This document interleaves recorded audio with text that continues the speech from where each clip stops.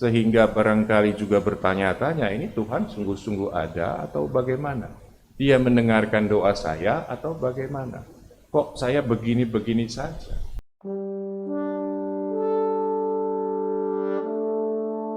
Pelukismu agung, siapa gerangan?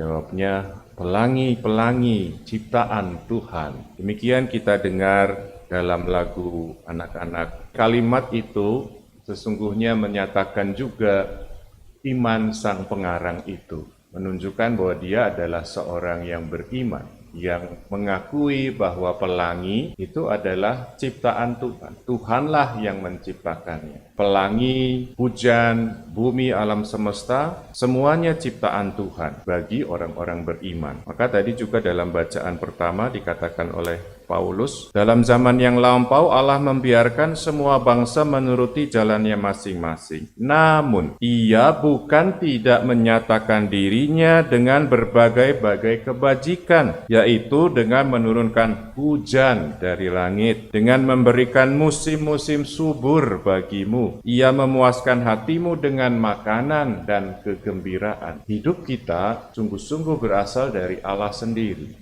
Kita percaya akan semua itu. Alam semesta, bumi tempat kita hidup kita, segala peristiwa, pengalaman, dan seterusnya. Tetapi sekali lagi, nampaknya itu berlaku hanya bagi orang-orang yang beriman, yang percaya. Karena ternyata tidak semua juga menganggapnya demikian. Ada yang meski melihat segala macam fenomena alam dan macam-macam hal lain, tetap mengatakan Tuhan tidak ada. Jadi ada orang-orang yang memang mempunyai pemikirannya sendiri, berkeras dengan hal itu dan tidak bisa menerima pewartaan tentang Tuhan.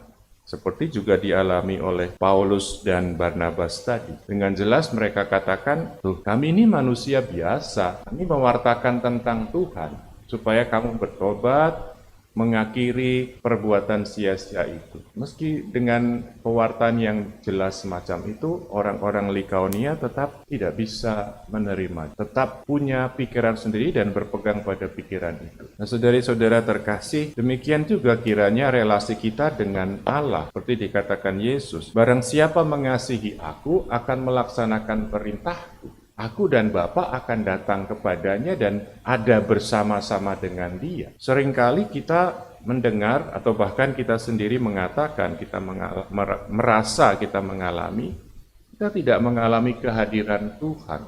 Sehingga barangkali juga bertanya-tanya, ini Tuhan sungguh-sungguh ada atau bagaimana? Dia mendengarkan doa saya atau bagaimana?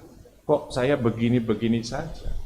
Doa tidak dikabulkan, kehadiran Tuhan rasanya tidak ada, pertolongannya juga tidak kunjung saya lihat, dan seterusnya. Kata-kata Yesus sungguh mengingatkan kita, barangkali sedikit menempelek. Barang siapa mengasihi aku, melaksanakan perintahku, maka kehadiranku dan kehadiran Bapakku akan dirasakannya, akan dialaminya. Jadi kuncinya atau persoalannya bukan pada apakah Allah itu ada atau tidak, mendengarkan doa kita atau tidak, dia bekerja, berkarya atau tidak. Tetapi apakah kita sungguh percaya padanya, sungguh juga mengasihi dia, dan apakah itu kita wujudkan dalam pelaksanaan kehendak-kehendaknya, perintah-perintahnya. Karena memang alam punya mekanismenya. Demikian juga kasih Allah bekerja dengan mekanisme. Tidak bisa kita memaksakan pikiran kita, mekanisme kita, dan berharap kita mengalami kehadiran kasih pertolongan Allah. Barang siapa mengasihi aku, melaksanakan perintahku. Aku dan Bapa akan datang, dan kehadiranku dan kehadiran Bapa akan dirasakan secara nyata. Barang siapa mengasihi Allah, melaksanakan perintahnya, akan mengalami juga kehadiran dan pertolongannya.